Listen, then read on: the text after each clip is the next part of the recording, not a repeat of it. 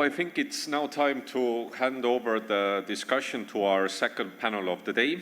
And we are now covering mental health, crew welfare, and well-being on board. For the panel moderator, please welcome Captain Gidakou, and she will introduce the panelists themselves. Until to prepare, I will make a short introduction. Good morning, everyone. Welcome to this crew conference. It's a pleasure to be here today with you at 4th CSN Mediterranean Crew Conference. As part of this year's theme, Crewing 5.0, bridging the gap between digital efficiency and human reliability. Today's discussion focuses on something absolutely critical: mental health, crew welfare, and well-being. While the industry is advancing rapidly through technology, we must not forget that shipping remains a people-driven industry. Mental health is no longer a soft topic. It's an operational issue, safety issue, and retention issue. Today's goal is to have an open, practical, and honest discussion. Let me briefly introduce our panelists. It's a great pleasure to have them with us today.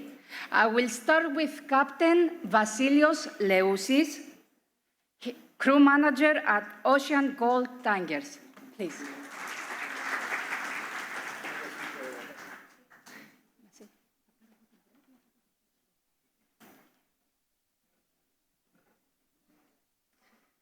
I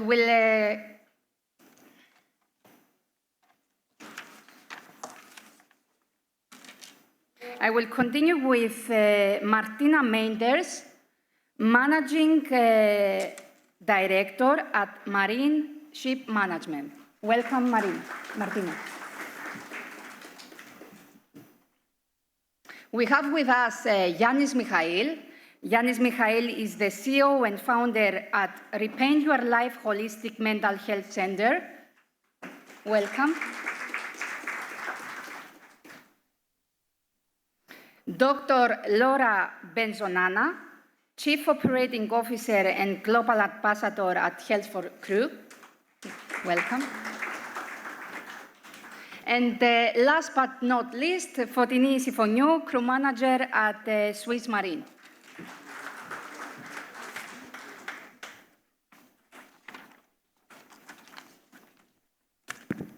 I will sit also.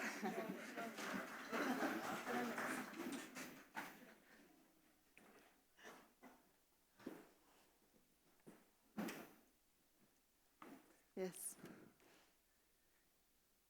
Can you hear me? Okay. I will start first of all because I like when the previous moderator, Thomas, asked to raise hands. Do we have seafarers here today with us? Someone that is seafarer? Or it was a seafarer? Yeah. Even ex? You can, yeah. So, okay, not too many. Yeah, sure. Okay, no problem, but we still have. It's interesting that we have. Because the whole conference is on them today.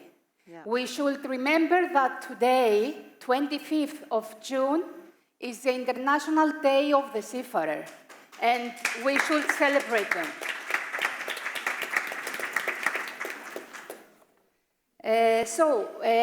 Thank you all for being here today.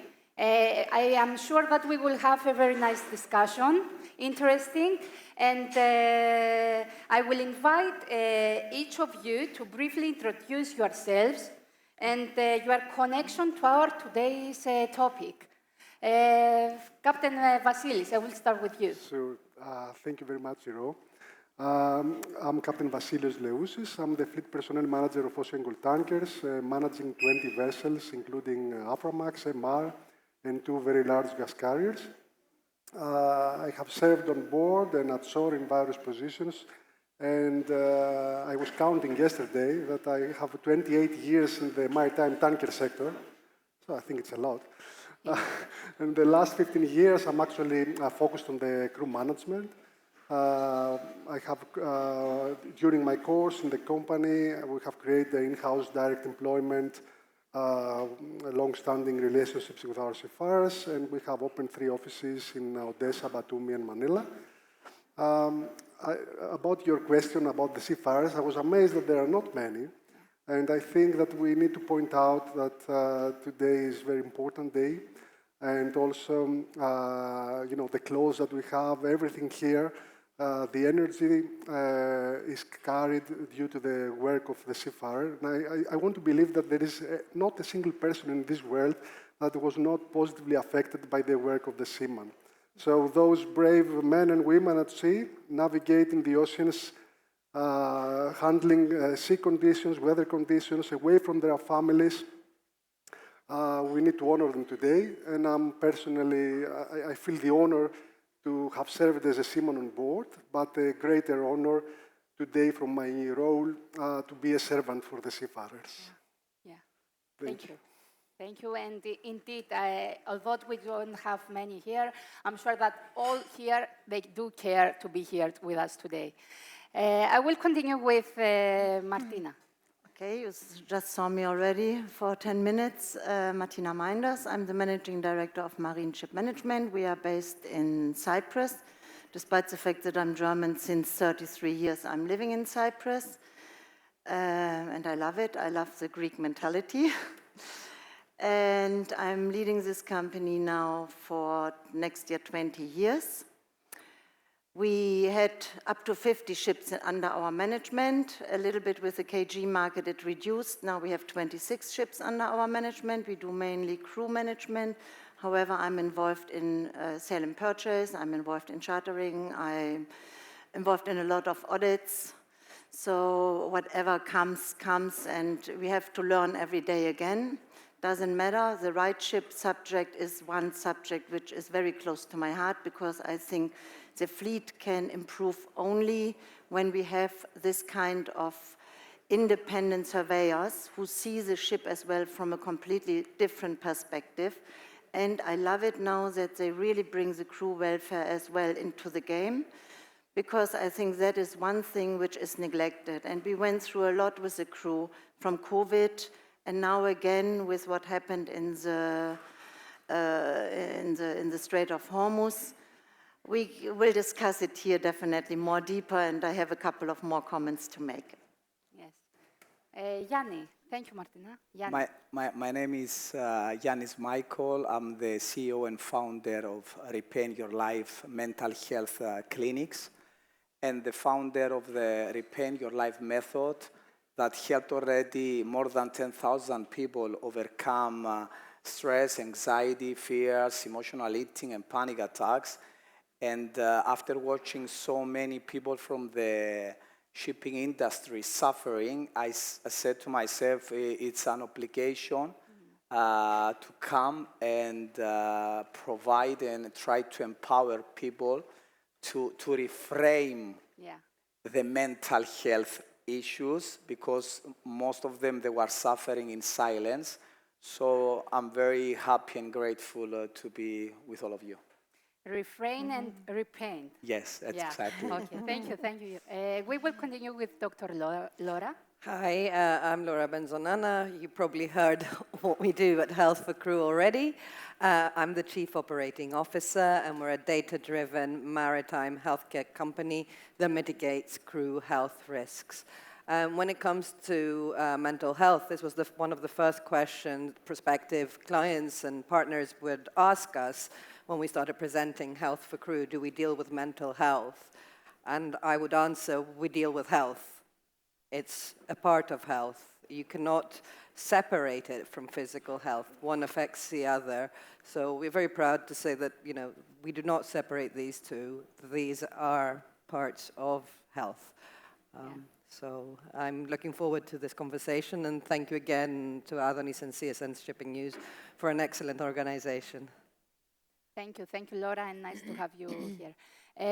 We continue with Foteini. Hi, I'm Foteini Sifoniou. Yeah. I'm the crew manager of Swiss Marine.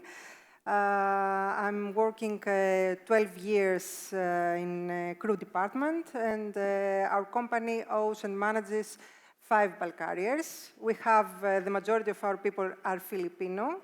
And we have implemented the last years many things regarding the mental health, and we have taken many measures to enhance the well-being.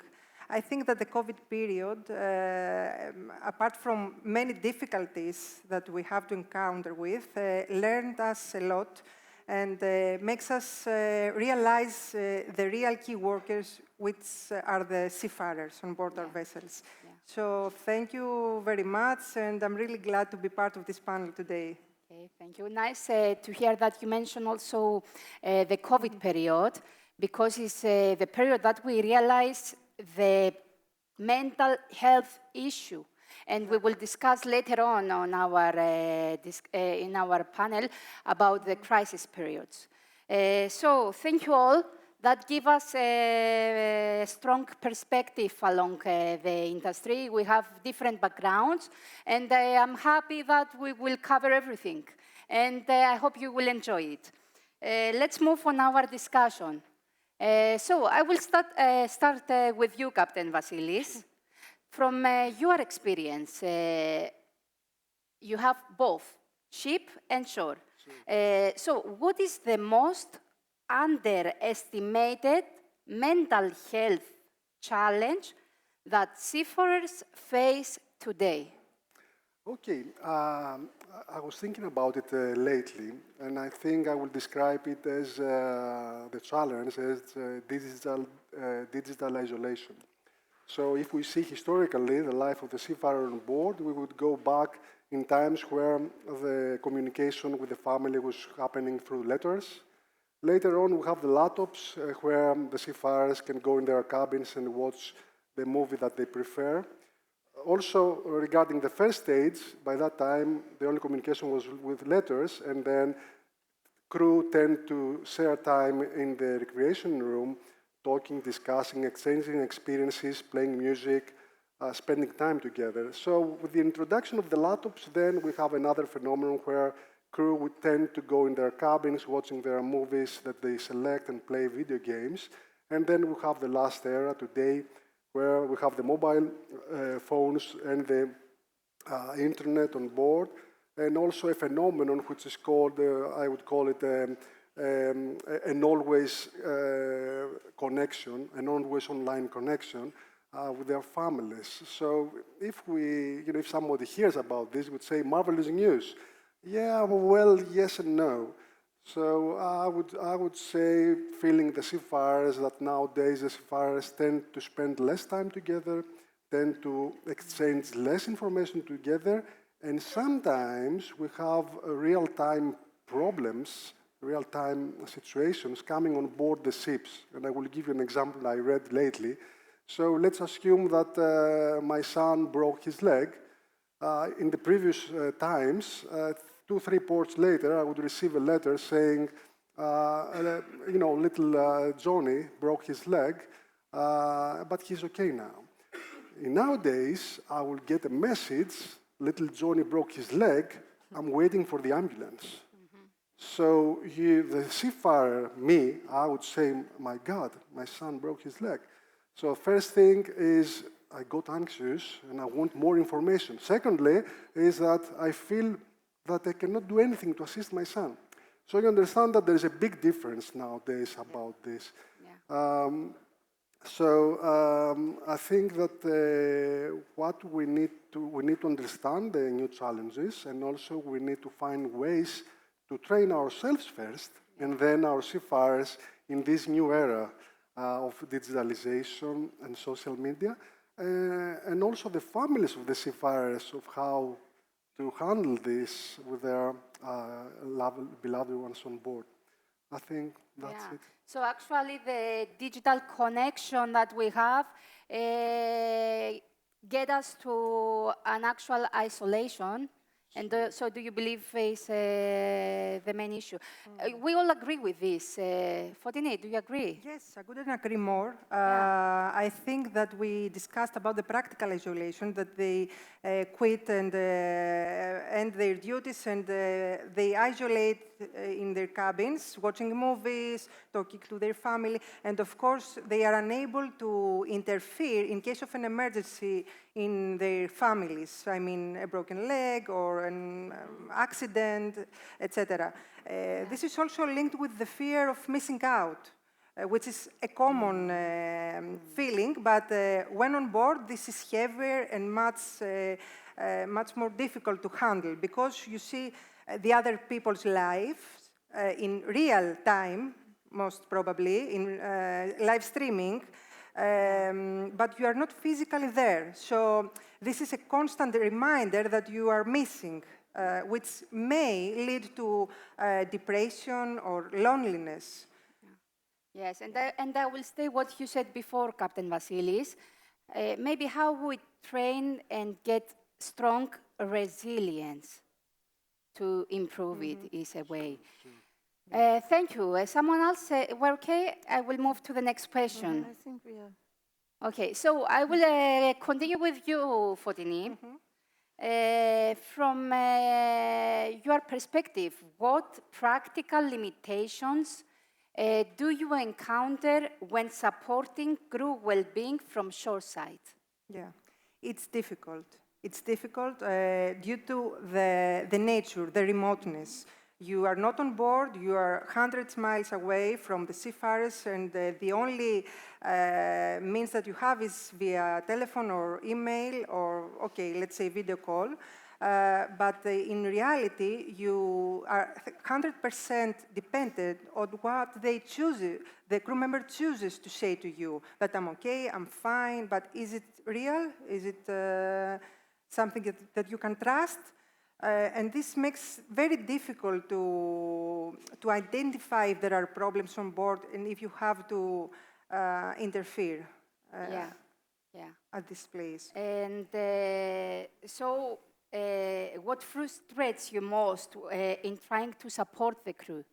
What do you find that is more frustrating on what you said? When they support, when we try to support them, I think that first of all the cultural and the language barrier, because we have mixed crew on board. I mentioned the Filipino, but we have also some other nationalities, and depending on their culture and traditions, they are not very keen or very. They're maybe sensitive to mental health issues, the stigma.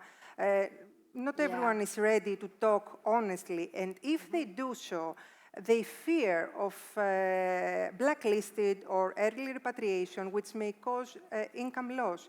We had a case recently when an AB was, he had an accident on board and had to undergo a long surgery ashore.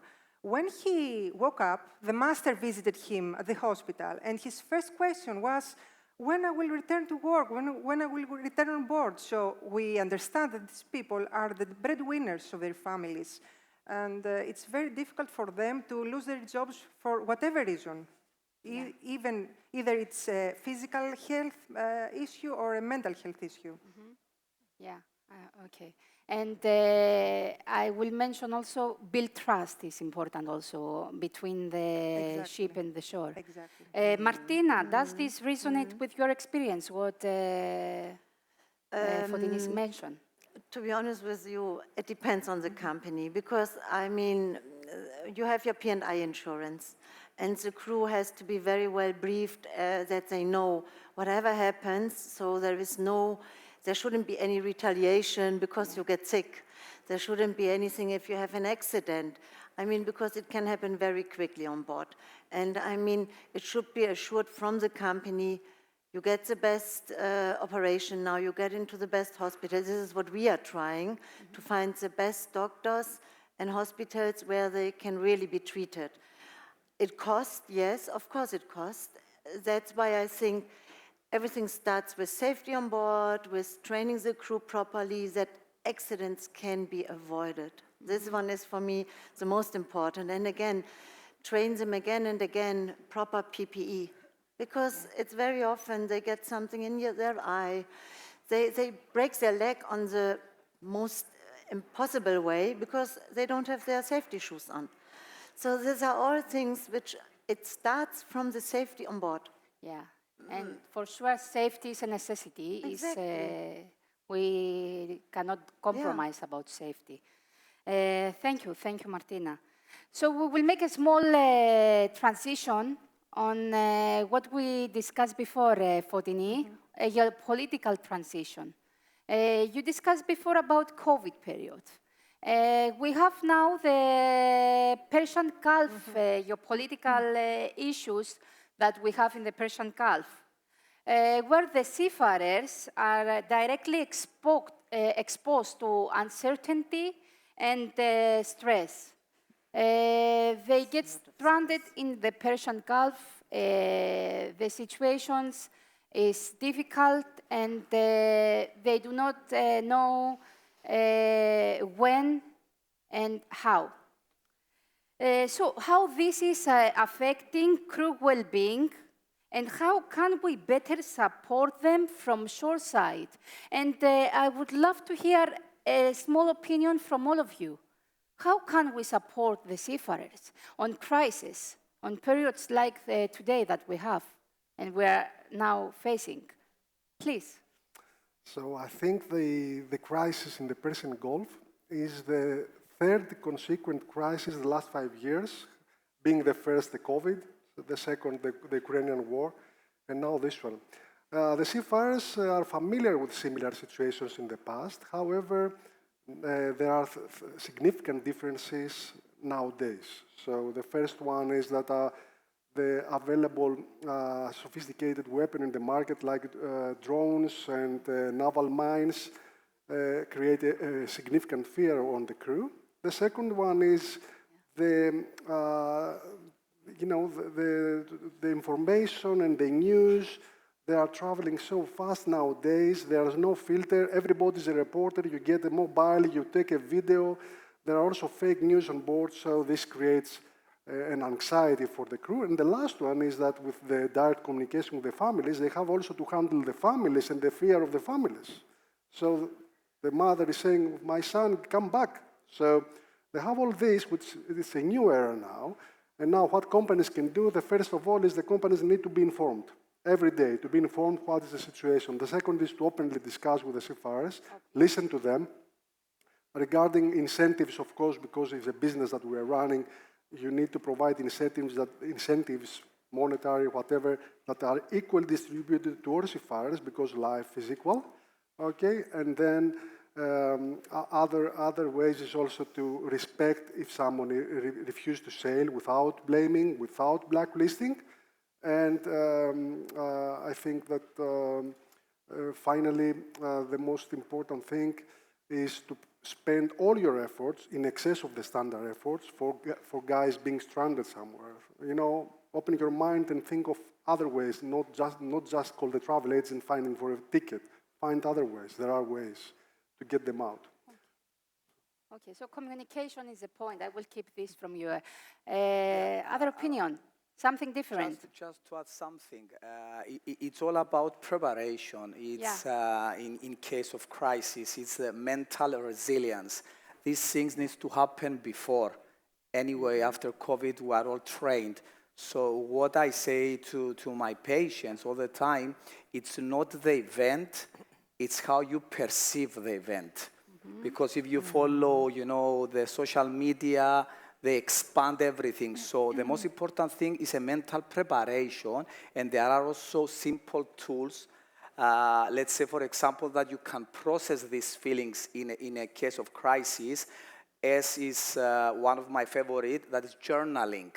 Let's go back 2 years ago. Everyone journal to process their feelings during these difficult times is something that takes only 5 minutes, but it helps you a lot mentally to clear exactly what's going on and to change not the event, but how you perceive, and also to express how you feel.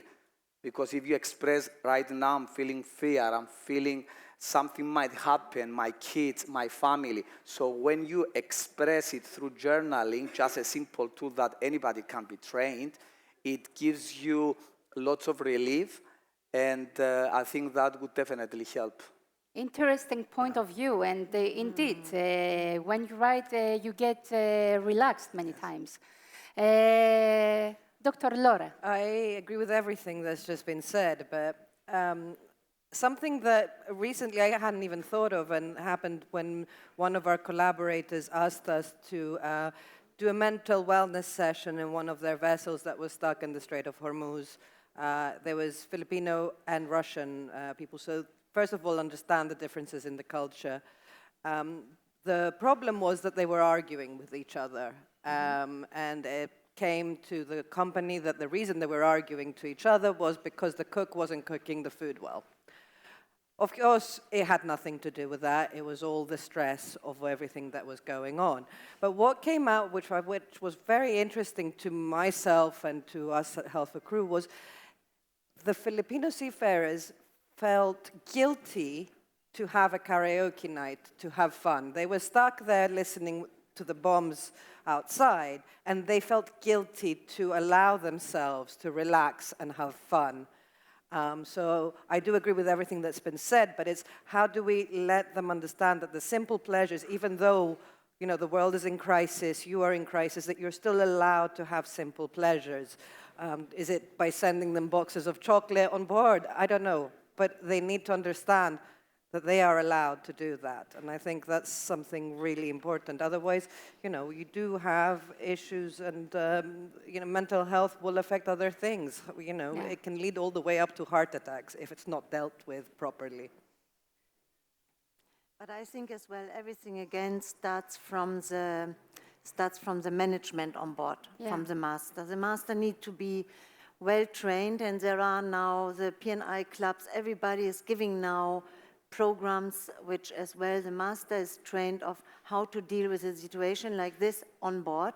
So he could do something, get some guidance.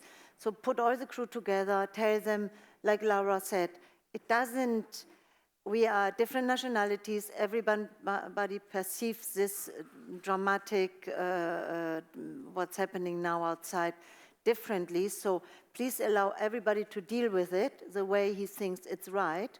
Like you said, they need the karaoke, they need to forget what's happening outside. And I think that helps them to keep the crew together, that they discuss it internally as well. Together, officers with the ratings, and see one time we are one team on board, not officers and ratings. We have to be close together, help each other if something happens, and make a contingency plan. If something happens to the ship, what are we doing? Try to get them really into the mood.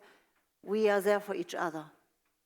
This, I think, it's very important to always keep the crew as a team. Yeah, thank you. Foteini, you want to mention? We're okay? All? Yes, I agree. Okay. So I will mention, do you believe as a shipping industry, are we proactive or reactive on crisis? Just one word. I don't want you to... We talk about the industry in general, but it differs from company to company. Yeah. There are some very proactive companies, like what Foteini mentioned earlier about the way that they deal with their vessels. And then there are other companies that think, the way that it used to be done and it was always done is the best way because that's how they learned. So we can't put everyone in the same box.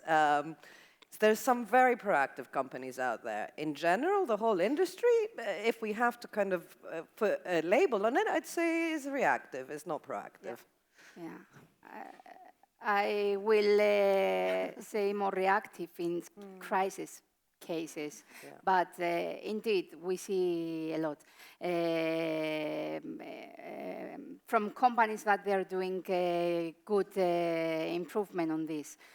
So I will continue with you, Yiannis, and I will ask you, how can mental health support become more accessible and trusted by seafarers? Okay, let me start first of all with the trust issue, because that's something that is really important. As I saw in our clinics, people, they don't trust to express how they feel. It's not appropriate to have mental issues. Maybe even talking about it will cost your career. So I saw everyone was asking me, this is confidential, right? This is confidential, right? Yeah, this is confidential. Other people from other shipping companies are coming to you, or it's only me? So I can see the lack of trust, and when I do the diagnosis, one of the main things, it was lack of trust, and guilt, fear of expressing emotions. The most important thing, we start with reframe mental health. Yeah. You know, this is especially after COVID. Even when I came back from America, they told me, Yiannis, you will study psychologist, but there is a huge taboo in Cyprus, a small country, conservative. So you told me, when there is a door, you need to create another door so people, they don't see each other. I told them, I need to reframe the whole thing. How can we reframe? I'll tell you exactly. The treatment that I do, it's not psychotherapy. It's bioresonance therapy. So it's basically quantum physics with psychotherapy. I combine them. So people, when they come, it's a mental reset. Like a phone, it blocked, you need a reset. A computer is blocked, then you format. So I create this concept that is just a reset. Everything needs a reset. Mm-hmm. So they like the term. So when they sit outside, because it's a holistic approach, maybe you come from metabolism, you are coming from hormonal block, you are coming for grief. So it's just, first of all, as the awareness part, that this is not something that you need to be afraid to speak to. We are all humans, and we are all having emotions.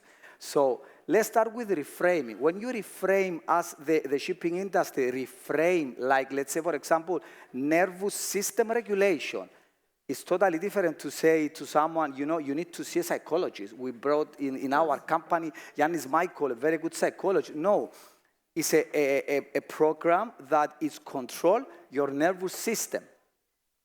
Okay, I like this. Even when I speak to entrepreneurs and I tell them, you know, about mental health, they don't like it. So I package the mental health in a totally different, and I told them, you know what we do is something for high achiever, is neuroscience that can help you achieve your dreams. Let's say, for example, from stress, at night, do you grind your teeth and you have a headache? Oh, yeah, I have this thing. Yeah, you're absolutely right.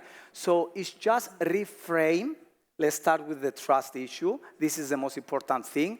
And we'll open doors. Mm-hmm. Believe me, doors. The first person that I created testimonial sharing his experience after panic attack, he had a fear of flying, and he shared his story. Everywhere that it's more of an issue. Let me tell you, this real method, it's working, actually, because, you know, I'm taking this medication, so there is a solution, and I don't know the number, but it's a huge number, how many people taking medication for mental health issues, but nobody knows, but they are still depressed. Yeah. Let me tell you that. So, and the next point, because I understand it's a totally different situation. They don't have this conventional therapy. Whenever you feel sad, anxiety, you can visit a therapist.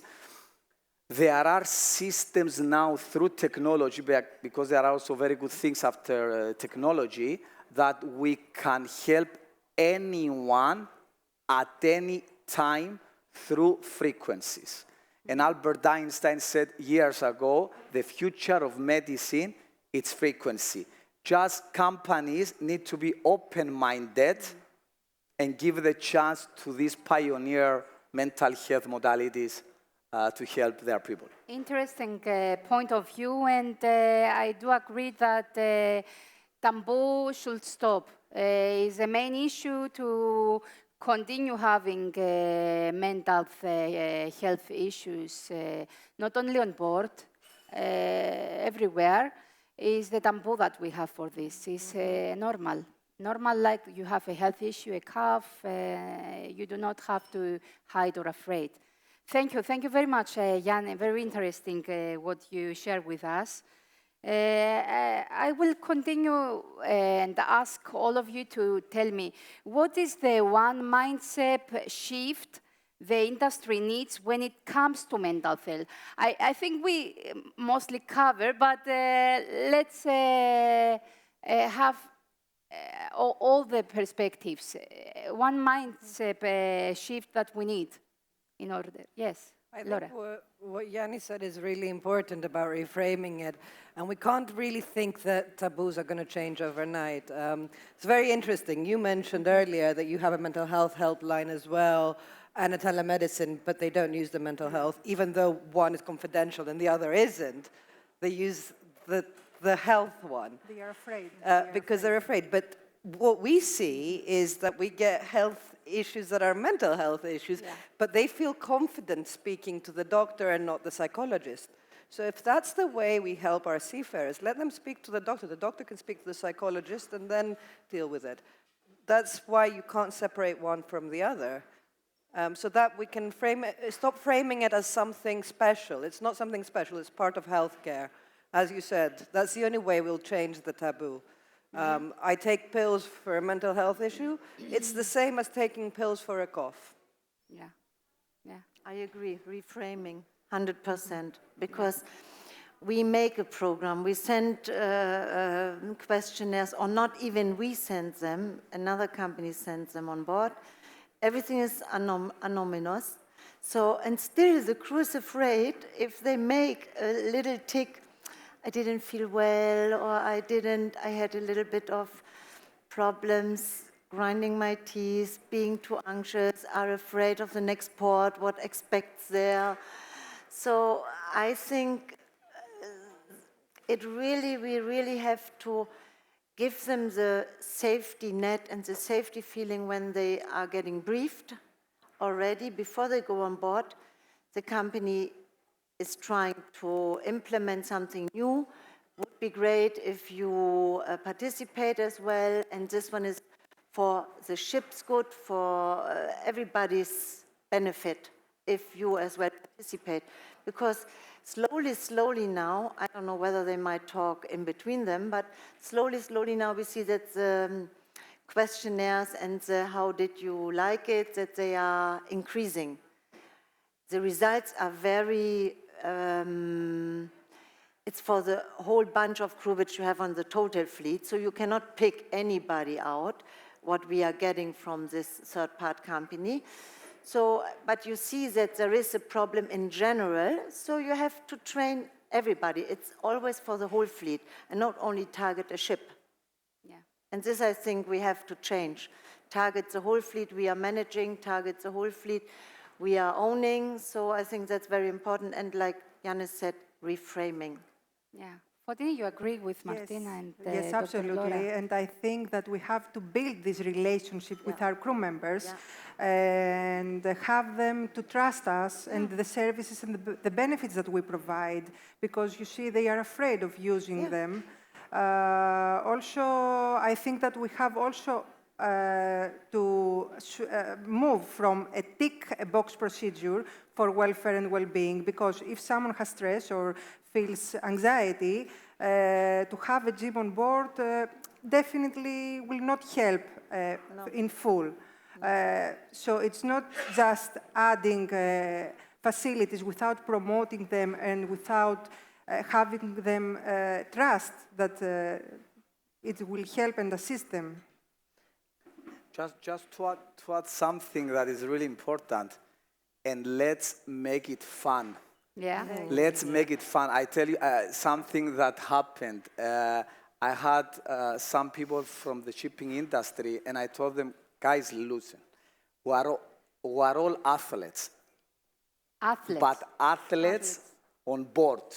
So why athletes, Michael Jordan had Phil Jackson? Why the top athletes had coaches? There is a reason to prepare them. So we are all athletes of life, and you are all athletes on board. So let me prepare you before the playoffs. Let me prepare just the word that you use. That make it fun, it change the whole energy. Yeah. So me, when I go to do seminars, I change the whole scenery just by changing my vocabulary. It's a synonym. And then you can Very nice. see people how they change their energy. Yeah, yeah, and you give the positiveness of Yes. what. Yeah, thank you. Interesting. Thank you. Captain So, Vassilios. I think that regarding the shift, I would say that companies tend to today still treating the matter on a typical basis without having the understanding. So I just want to say, first of all, we need to understand what is the situation today. So we do know statistically that seafarers nowadays tend to have more mental health issues and more suicides than other land-based laborers. Also, from 2020, we see the surveys showing dissatisfaction about their life on board the vessels. And whenever a seafarer has mental issues, there is an effect on the safety and the professionalism on board. So this is the one side. And the other side is that a seafarer that is actually taken care and feels safe has built a better resilience. A good resilience builds a better mental health, and better mental health leads to less accidents and incidents. So which company do you want to be with? This is, I think, we need to understand first what's the benefit behind it and then act on it. And also, I agree with Foteini that, it's not only a matter of checklist and physical items. No. Well-being is not only physical items. It's competitions, it's ideas, it's coaching. Yeah, yeah, interesting. And we heard a lot of opinions, which is important. So I will continue with you, Dr. Laura, and ask you from your experience and from your perspective, what are companies most commonly getting wrong when implementing well-being programs? I think you just said it. Yeah. It's a tick-the-box exercise. For years, medicine was a way of treating a disease, and you had disease-centric medicine. 10 years ago, this kind of stopped being the case. It's now personalized medicine. We look at each disease and how it affects different bodies differently because we are different frequencies. We have different nutritional values. We've got different experiences in life. All of these affect how you deal with a disease. So if one of the oldest kind of professions and the most traditional professions like medicine is able to change to personalized medicine, why are we using a one-solution-fits-all to seafarers? Why are we not looking at their history? When you go to a doctor because you've got a cough or a headache, they will ask for your history. It will usually be your own doctor who knows your history. So how can a volunteer doctor who answers the phone be able to diagnose someone when they are not able to see them, and they also don't know whether he has any allergies, what medication he's on, whether he's had any other health issues, whether there are mental health or not? So let's move from a one-size-fits-all and target approach. Make it fun, let's try and think outside the box. Yeah, yes, thank you, thank you. So let's challenge further and ask you to give me your opinion. From your perspective, who do you believe that holds the primary responsibility?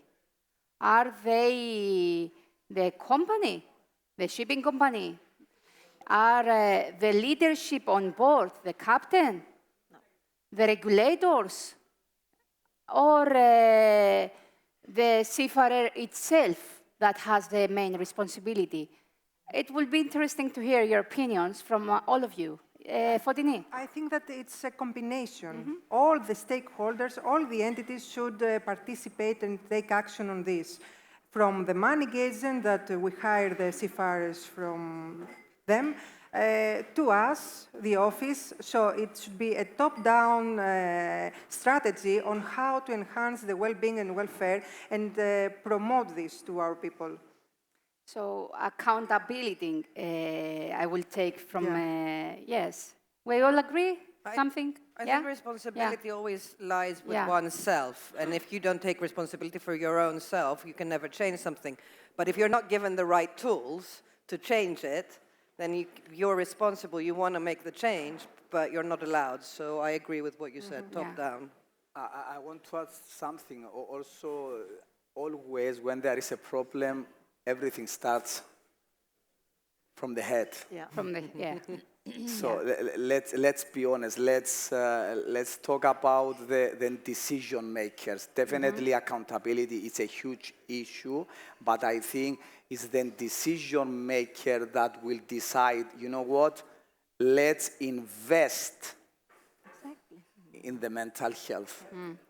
You know, unless you need to go to a private therapist and try to deal. So the first step, I believe, it always starts, you know, from the leadership team. From the leadership. Yeah. Okay. Interesting. I agree. I mean, it's a decision which has to be done on the top, but then broken down into a lot of other departments, again, clubs involved.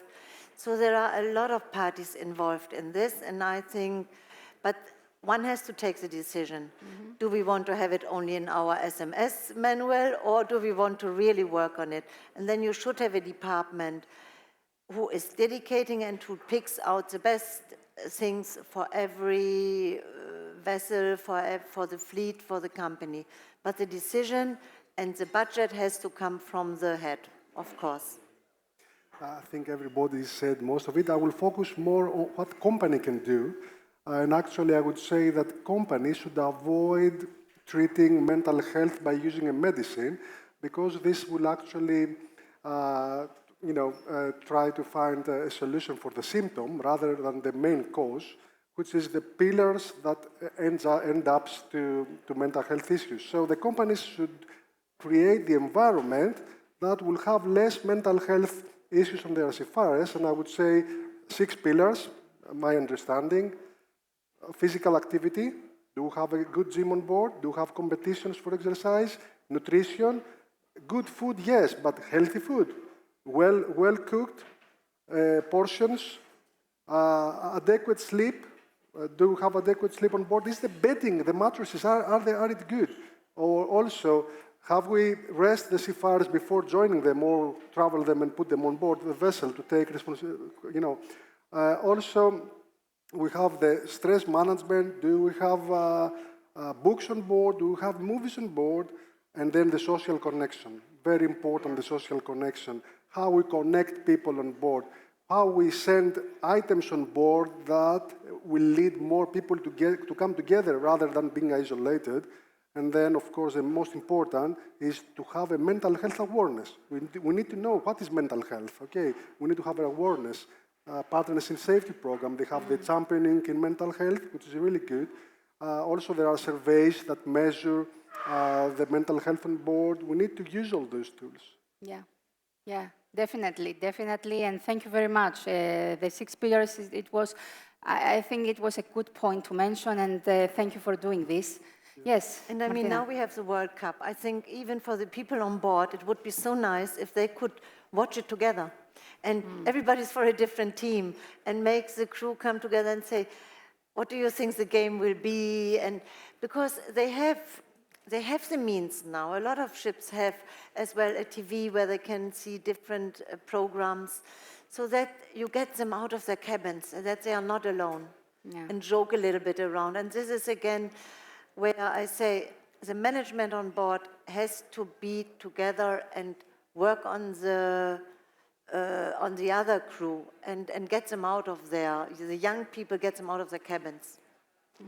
Because this is what I see, it's the worst thing, what happened as well to all our youngsters now. They are going, when they are a certain age, they are leaving the family room, and they are going in their room and are on the telephone constantly, which is not good. It's the same on board. But we also need to understand the generational shift. I think Exactly. we live in an era where the generational shift is as pronounced as ever. You know, at least I can see it from myself. You know, I grew up without a mobile phone, and that kind of came in during my teenage years. And we've seen so many differences and so many changes that no other generation has seen so much that affects the mental health and the total health. So it's important to also train the officers to understand that it's not as it used to be a 20-year-old and a 40-year-old. They are actually miles apart nowadays because of the different generations and how that affects them. This will kind of level out in the next few generations, but right now, there's a huge shift. Yeah, okay. Thank you all, and I will stop it here because I think I see the time running. And I will close with one sentence that I will need from you. Please give me just one sentence. What do you believe that we must change in the next 12 months in order to improve the well-being for the crew? Foteini. I think that we have to integrate the mental health into our system and take it seriously. If we have a psychological harm on board, take it as seriously as we will take an injury, a physical injury. Okay. Treat these matters in the same way as we treat a vessel. Treat the seafarer as well as we treat our vessels. Okay. As I said before, the next 12 months, the most important thing is reframing mental health. Try to find a different name, more fun, and start from there. I think that's the first step. Yeah. I think we have to show more respect for our seafarers. No shipping, no shopping. That we should really have in our mind constantly whenever we grab something from the shelf. And we have to support them. They are out there without anybody and only 20 people on board. Yeah. One sentence. One sentence, yes. Okay, my idea is that we need to question the well-being. We need to actively involve the seafarers' opinions, be open and listen, set a plan, act, and regularly evaluate. It's important to take small steps to have the life on board at sea enjoyable and not just bearable. And finally, I would say that we want our seafarers to thrive and get back safe to their homes and families. Yeah. Yeah, thank you. Thank you very much. Thank you all for being to this panel discussion. Thank you for watching us. I hope you enjoy what we discuss. Our panelists will be with you to discuss further, or you have any questions that you want to share with the panelists? Yes, anybody who has questions, I will bring it shortly. I maybe will start off the question round. You mentioned a lot, and I think, Foteini, you mentioned that in your company you have these systems available, but people actually calling and reaching out is low. So how could we increase this and normalize this kind of reframing that everybody says is needed? Should this be kind of up to the captain to normalize this, or who should be this kind of champion on board the vessel who promotes this and drives this change forward? So maybe. Okay. As I say, it's a combination. First of all, we should not take the vessel like the office. All the shore-based facilities and mental health services may not work on board exactly the same. We have to adapt. We have to make it for the seafarers. So we have to promote them and make them trust us, first of all. So this is a combination from both us as a company through our attendances or conference with the crew members, and also the master's priorities. We have to instruct and guide our masters on how to promote and rebrand all these benefits that we are offered to our crew members in order to feel safe to use them. We have mentioned also the stigma and that they feel maybe uncomfortable to disclose such kind of mental issues. So I think that this is a solution, to have a combination. Thank you. Thank you. I'm John Patniotsi from Pilinet. We assume that you have a seafarer to be embarked after 1 month or 20 days or 10 days.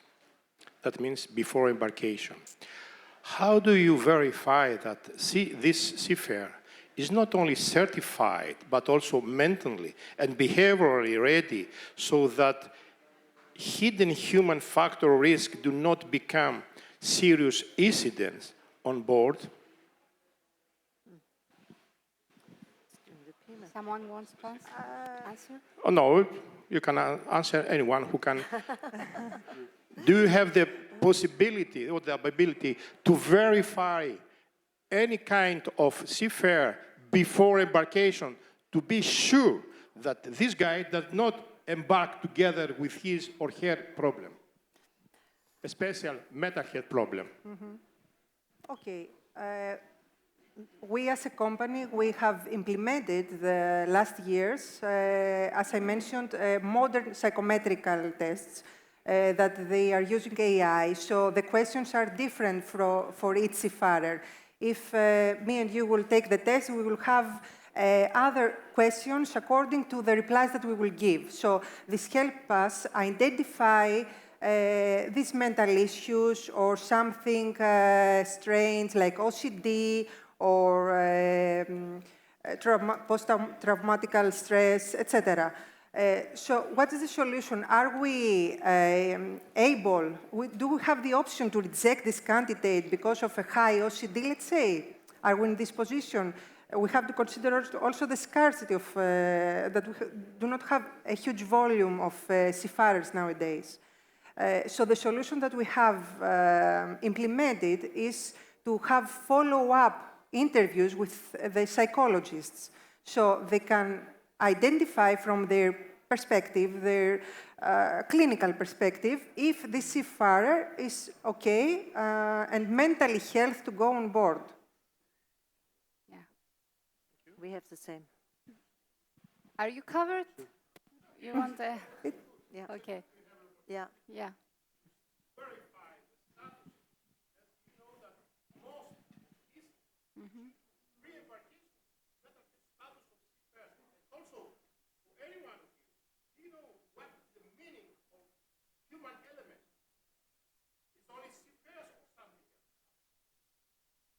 What does he mean? It's the whole ecosystem. Most of us recognize that human element is only seafarers.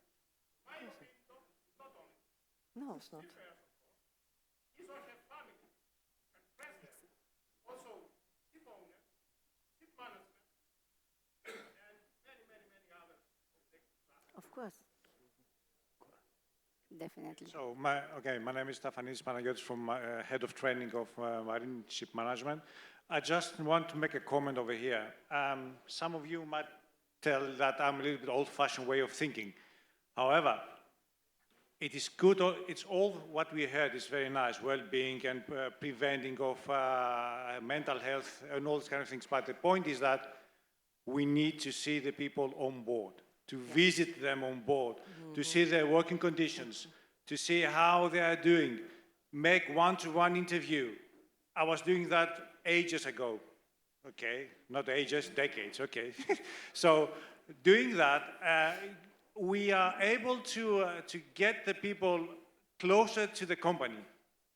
The seafarers, the captain see who is behind the email. The cook see us? No. They just see the crew manager, they see the training manager, and that's it. They need to see who's behind the email, and that is when we go on board, visit the vessels, see the people, and then they see that actually we are truly with them, not only via emails, but also actually truly. And then we are seafarers, we are people, they are family and everything. Yeah. That's it only. Thank you. And to add to what Panagiotis just said, there are family get-togethers, so you not only know the seafarer, you know as well the family behind. And when you go, I mean, I went a lot of times to Manila, have family get-togethers. They are proud, they are so proud to show their kids, to have a photo with them. The wives are coming to you. So I think you have to create a bond. You have to create a bond, and it's such a nice feeling when you have this creation of a bond. And I think, I have to tell you, women are good in crewing, because women have a different different behavior, emotion. They share emotion with the families, and I think women in crewing make a big impact, make a difference. Nothing against the men in crewing, but I think that's why we see more crew managers. More crew managers are coming in which are female, and it helps the company to retain nationalities like South American, like Filipinos, because they tick different. They are more family-oriented. Yeah. I'm right. Essentially, you're the mom of the crew. I will not agree with you exactly, because we separate women and men, but people with synesthesia, I will say, are important for this role. I am not remember the English word, emotional intelligence. Emotional intelligence is that the people that we need more. There will be always a difference between male and female, because still this generation gap as well, everybody will say, women on board? No way. And you still have this. It's a very conservative industry, and I tell you, it will take 20 years until we have minimum 50-50 or more women on board. It will be like this, and we cannot change it. Not in the next 10 years. I'm 40 years in shipping. Oh, I was fighting a lot in my life to get a difference, to show I am somebody. I did port clearance. I did so many different jobs. And you have masters, they look at you like, what this woman is doing on board? That was 30 years ago when I started with all this. Terrible. So I think it takes still a lot of time. And I'm so glad that people like you, Iro, you made it up to a master, and you are on board, and you show it's possible. I'm very, very happy that we have role models like you. Thank you for this. Happy. Thank you. So we have take a lot of time. Any questions? Yeah, one last question. Interesting that we have too many questions. It means that it was an interesting panel discussion. It was very interesting, indeed. Okay. My name is Dimitrios Kokins. I'm a captain. I'm with United Overseas Management. Now, I'm going to touch on all the things that you talked about. We need to reframe the issue about mental health and about crewing in general. We need to unlock capital. The decision comes from the top. The incentives, we are a reactive industry, so the incentives come from external reasons, being insurers, charters, finance. The tax structure does not help the top management to invest because, we do not get tax incentives when you spend more money. So how do you suggest that capital can be unlocked to invest on the human element, as the gentleman said, on the grander scale, not only on the seafarers, that would go all the way from the recruitment to the development to the health of the seafarers? Who wants to answer? I can be a bit controversial and say if, health isn't being improved by these sort of things, maybe P&I clubs can reduce premiums for ship owners. And I know I'm going to be told off a bit later.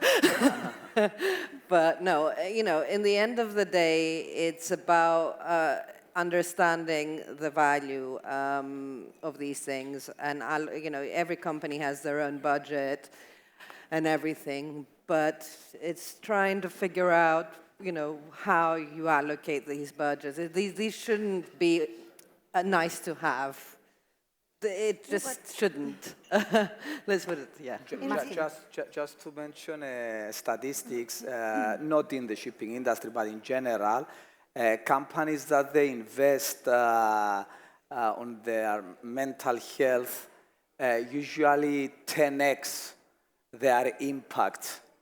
And there is not a coincidence that big companies like Google, like Amazon, they invest so much money on the well-being. There is a reason and there are numbers. Yeah. It's not a cost, it's an investment. Yeah. It's again reframing, you know, Yeah. like, because when I go to companies, they only ask about the return of investment and Behind you. yes. Yes. I think regarding the capital, I would say that Joe Faraklas, I'm under the cover of the media, but I come from a ship owning and seafaring family. One thing I have to say, and I'm 100% on this side, is that we have three categories of ship owners: traditionalists, cowboys, and parachutists. Yeah. Traditional ship owners always allowed women and children on board the vessel to boost not just their morale and their working capabilities, but the continuation. And I come from the seafaring island of Chios, where we control 7% of the world fleet. It's important, the figures I'm telling you. And we have always women, our wives, our children on board the vessels. Yeah, that was the best thing. Those who don't want to spend a penny, you know, he who pays peanuts gets monkeys. This is what we learned in UK. So we need to have the visits on board the vessel at appropriate periods of the year, particularly on the summer, where the schools are closed, and we can have our children on board and help, and then themselves, they can see what seafarers go through. You know, in theory, everything is fantastic, but in reality, things are very different. So we have to boost this, and this will extend the seafarers staying more on board the vessels, because at the other side, ship owners are not a charity to have crew members for 6 months or so. You need to have a year on board the vessel. There's no, I mean, our forefathers, they stayed. Mr. Patignotis, who is here, he has cooperated with traditional ship owners, and he knows that the average, the norm, was 2 years. Exactly. We can still have it, well, for a year or so, but anyway, thank you. Thank you. But I think as well, we bring so many laws through the IMO, ballast water treatment. When it comes to the technical part, everything goes immediately on an international level or global level. When it comes for the crew, who is fighting? The IMO now, everywhere you see welfare, women in shipping, they promote it a lot. But still, nothing happens. I mean, unless you make really a law out of it and you do it the same like you do with technical equipment to change it, scrubbers, ballast water, and I think it will take a long time to change. And then suddenly the capital will be there, because the capital has to be there. For ballast water treatment, the capital is there. For scrubbers, the capital was there. Every time for technical to invest in the ship, in the technology, is always there. For the people who work on board, always, crew is the most expensive. This is what every ship manager hears. I will close by saying only that what we need is maybe to give them, to the seafarers, the voice that is missing. Yeah. And thank you all for this discussion today. And to mention that supporting seafarers is not optional. It's essential for safe and sustainable operations. Yeah. Thank you very much all for watching us. Thank you. Thank you, Ivo. Goodie. Nice discussion.